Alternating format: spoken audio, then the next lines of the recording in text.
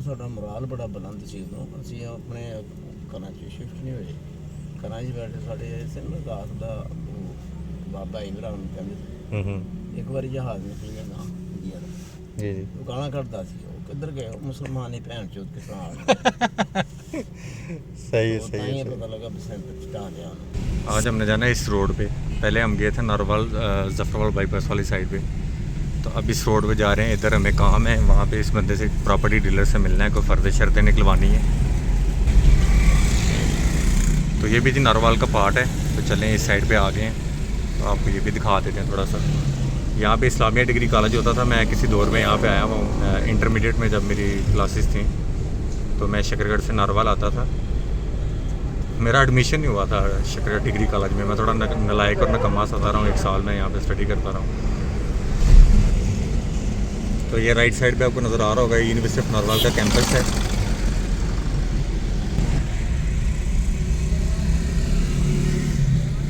हमने 10 से 15 minute wait करना है, तो क्यों ना फिर हम यहाँ पे छाँव में वेट कर लेते हैं। ये जी इस साइड पे डिग्री कॉलेज है, मुझे भूल गया हुआ था। ये जो बिल्डिंग है ना, ये डिग्री कॉलेज की है। साथ हम अमरूद खाते हैं अब। आओ 1947 में पाकिस्तान आज़ाद हुआ था। 1938 इनकी डेट ऑफ बर्थ है।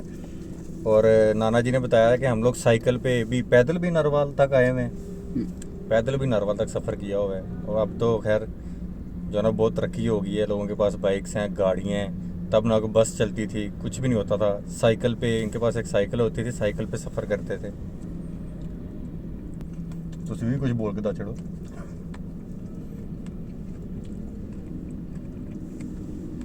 ठीक है जरा दसने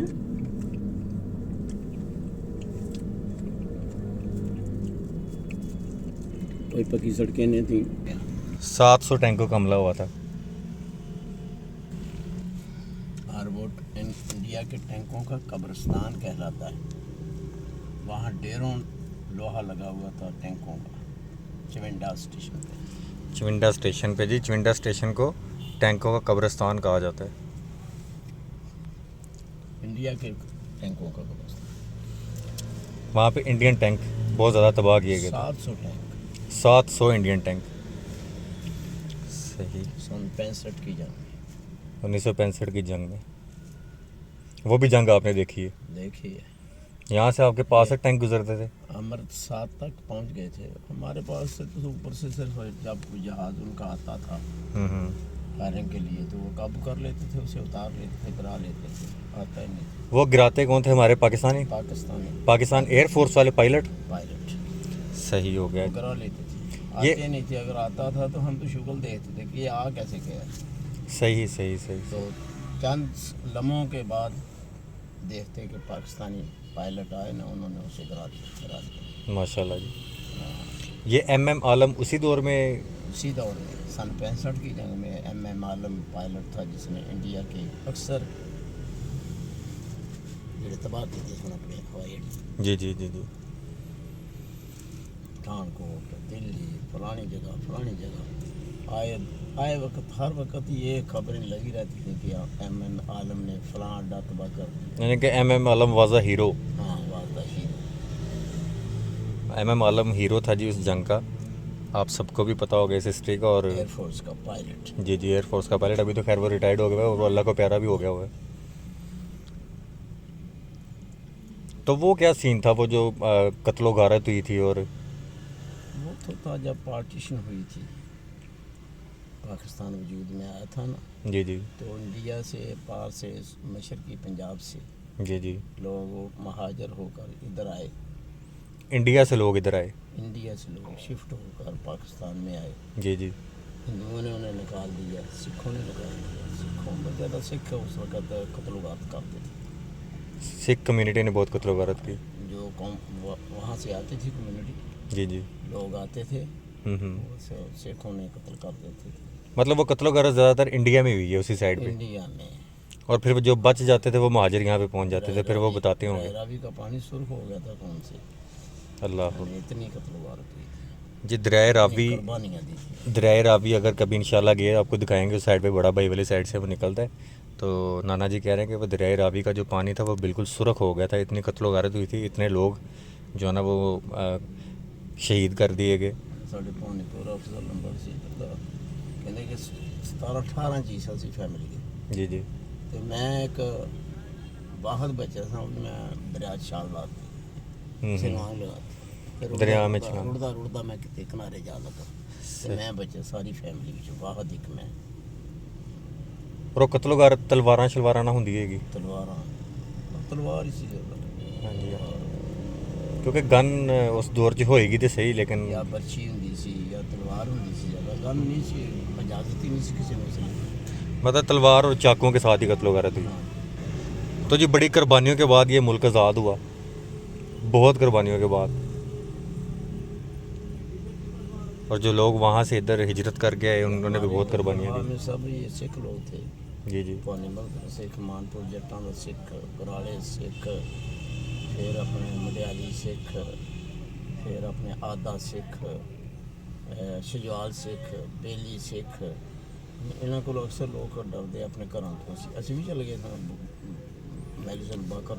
ये पार्टीशन की बात है ना। पार्टीशन की बात। तो जब नाना जी पार्टीशन हो गई थी तो वो तो उधर वाले सिख कत्लो कर रहे थे जो इंडिया वाली साइड में थे। हाँ, जो इंडिया वाली तो उनको देखे देखे इन्होंने भी शुरू कर दिया ये काम, लोग डरना शुरू हो गए। फिर ये मैंगड़ी वाले और गमटाले वालों ने ये कुछ जत्थे बनाए। जी जी। और इन लोगों को फिर सिखों को इधर से भगाया निकाला। ये भी भागे, इनको भी फिर कत्ल किया। मैंने कहा फिर मुसलमानों ने भी सिखों को मारा। हाँ जी, फिर इन्होंने भी इंतकाम लिया ना। इंतकाम लिया, मतलब असल जो कत्लो गारत थी सिखों की वो तो उस साइड पे थी, फिर सारी यहाँ पे नहीं हुई। यहाँ पे नहीं हुई, यहाँ पर भी हुई, नहीं हुई, यहाँ पर नहीं हुई। यहाँ पे मुसलमानों ने बदला लिया। काफ़ी देर बाद जाके तो फिर इन्होंने जत्था बनाया महंगी वाले थे। फिर इन्होंने किया हला गुला, उधर निकल गए थे लोग सारे। ठीक हो गए। ठीक। और ये लोग पढ़े लिखे थे ना, मुसलमान तो घट पढ़े लिखे थे, खतरी कराड़ वगैरह जो सन सारे पढ़े लिखे हुए सन। इन्होंने पहले पता सी ते अपना सामान पहले शिफ्ट कर गए थे। समझदार थे तभी। बड़ा सामान पढ़े लिखे लोग। बजनी सी बोरियां वगैरह लोगों के घर च पुगदाती जमानत देता हूँ तो पहले निकल गए थे। ठीक हो गया। ये अखबारात वगैरह पढ़ते रहते सन कराड़। जी जी। नहीं, ये दुकाना सन, दुकान कराट? कराड़ कहते सन उन्हें, खतरी कराड़। खतरी और कराट इनको कहा जाता है। कराड़। कराड़। सही सही।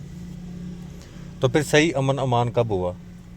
अमन अमान तो काफ़ी देर बाद, 1-2 माह बाद जाकर। मतलब 65 में ही ये पार्टीशन? ये पार्टीशन 47 की बात है ना। ये 47 की बात है। 14 अगस्त 1947 को पाकिस्तान मार्च वजूद में आया था ना, इसका ऐलान हुआ था। जी जी। तो उस वक्त तो फिर जो पंजाब के 2 हिस्से हुए, मशरक़ी पंजाब इंडिया के तहत। जी जी। तो वहाँ से लोगों ने शिफ्ट किए ना इधर को, मगरबी पंजाब में। जी जी। या उन्होंने ज़बरदस्ती, आला ये नहीं था जो पार्टीशन का कानून था, उसमें था कि जहाँ लोग हैं वहीं रहें। ज़्यादा आबादी मुसलमानों की इस हिस्से में थी, यहाँ पाकिस्तान बना दिया गया। जहाँ हिंदुओं की आबादी ज़्यादा थी वहाँ हिंदुस्तान इंडिया बना दिया गया। लेकिन आबादी जैसे कि अभी भी बहुत से मुसलमान हैं, लखनऊ वगैरह अक्सर मुसलमान। इंडिया में बहुत मुसलमान हैं अभी भी, बहुत ज़्यादा मुसलमान, लेकिन उन्होंने शिफ्ट नहीं किया। जी जी। तेरे तो गाइज़ ये पार्टीशन की बात थी। उसके बाद फिर 65 की जंग और वो जो हवाई अड्डे तबाह करना, और वो ये 65 की जंग, ये 65 की जंग है। और मतलब इंडियन एयरफोर्स के जहाज़ इधर तक आना, कह रहे हैं कि हम हैरान होते थे कि यहाँ तक पहुँच कैसे गया त्यारा। और अगर वो पहुँचता था तो हमारे जो पायलट थे वो उसको फ़ौरन गिरा देते थे। बड़ा साडा मोराल बड़ा बुलंद सी उदों। असीं अपने घरां च शिफ्ट नहीं होए, घरां च बैठे साडे रात दा बाबा इमरान कहंदे एक बार जहाज निकलिया ना इंडिया का। जी जी। वो गाना कटदा सी, वो किधर गए मुसलमान ही भैन चोद के साथ। सही है सही है। पता लगा बसंत चटा लिया सही सही सही सही। ठीक हो गया, कंजरूर के पास है। अच्छा, तो त्यारा गिर गया वो, गिरा लिया गया। और फिर गेर किसको लिया मतलब? इंडिया की तैयारी को। अच्छा अच्छा अच्छा, ठीक है ठीक है। जॉब तो इनके पायलट तब जंप नहीं करते थे त्यारे से? पायलट इनके जंप नहीं करते थे त्यारे से पैराशूट के साथ, ये वो? नहीं, कुछ नहीं करते तब थे। इस तरह का नहीं होता तो होगा। उतार लेती थी। सही सही सही। पैराशूट वगैरह होता था, लेकिन वो नहीं ना, वो पता था क्रैश हो जाता होगा ना। पैराशूट तब भी होते होंगे लेकिन उनको मौका नहीं मिलता होगा। मौका नहीं मिलता। सही सही। मजबूरन खुद ब खुद उन्हें लैंड करना पड़ता। ठीक हो गए, ठीक हो गए। तो वो लैंड क्या करना है? वो तो नाना जी जब ज़मीन से टकराता होगा वो तो तबाह हो जाता होगा, क्योंकि लैंडिंग के लिए तो एक प्रॉपर जगह चाहिए ना त्यारे को। इनके तब आपने देखे होंगे त्यारे गिरे हुए भी। अच्छा जी, तो ये पार्टीशन की बात और फेंसर की बातें हो रही थी, बातें चलती रहेंगी दोबारा इंशाल्लाह नाना जी के साथ। जो त्यारा आपने देखा है इधर नारवाल चौक में, जिसको इकरा बिस्मी रब्बी कल्लाजी खलक चौक भी कहा जाता है, मुझे एग्जैक्टली नहीं पता किस चौक का नाम क्या है, लेकिन जो नारवाल का राउंड अबाउट है वो वाला त्यारा भी उसी जंग की बात है, 65 की जंग में जो गिराया हुआ ना, ये पाकिस्तानी त्यारा, नहीं, इंडियन है। ये इंडियन त्यारा कैप्चर्ड है। और वो टैंक आपने देखा होगा फैज़ अहमद फैज़ पार्क में। चलें इंशाल्लाह मिलते हैं दोबारा जी, अभी हम कुछ अपना काम भी कर लें तो दोबारा गपशप होती रहेगी नाना जी के साथ। लें जी, तो गाइस रात हो गई है, तकरीबन रात नहीं हुई लेकिन खैर विंटर की ये रात ही होती है। शाम के 6 बज गए हैं और मैं सारा कैशन कैरी पे गया हुआ था, कुछ चीज़ें लेनी थी अपने लिए। ये नारोवाल में हूँ अभी तक, स्टिल नारोवाल बैठा हुआ हूँ। नाना जी थे साथ, वो जिस काम के लिए हम निकले हुए थे, वो प्लाट की रजिस्ट्री के लिए, वो थोड़ा सा पेंडिंग हो गया तो उनको यहाँ पे स्टे करना है, तो फिर मुझे सुबह शायद लाहौर के लिए निकलना पड़े, तो मुझे निकलना है घर और बहुत ज़्यादा थक गया हूँ। फ्यूल बिल्कुल एंड पे है, थोड़ा सा इसको रिफ्यूल करेंगे और सीधा घर जाऊँगा। ठीक है जी, तो काफ़ी थकावट हो गई है, सुबह से नाश्ता किया हुआ है, दिन में कुछ नहीं खाया गया, बस दौड़ें और दौड़ें और दौड़ें। बैंक जाना था, कुछ पेमेंट लेनी थी वो देनी थी, कुछ डीलर से मिलना था, कुछ पटवारी वाला रोला, ये वो लटर पटर। पाकिस्तान जिंदाबाद। नारवाल की खूबसूरती आपको दिखाते जाएं रात के टाइम की। बड़ी लाइट्स लग गई हैं भाई, तरक्की हो गई है। DHQ के पास से हम लोग गुजर रहे हैं।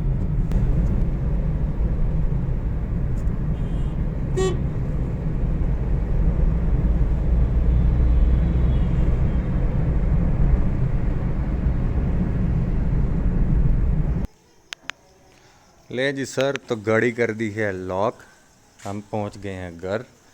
तो इसी के साथ ही ख़त्म करते हैं आज का व्लॉग। आई होप कि आप सबको पसंद आया होगा। चांद बिल्कुल नज़र नहीं आ रहा, सितारे निकले हुए हैं, रात हो गई है, इशा की अजान भी हो गई है, नमाज भी हो गई है। तो अपना बहुत सारा ख्याल रखिएगा, दुआओं में याद रखिएगा।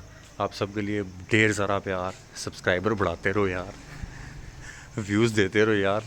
मिलते हैं जी नेक्स्ट व्लॉग में इंशाल्लाह। अल्लाह हाफिज़।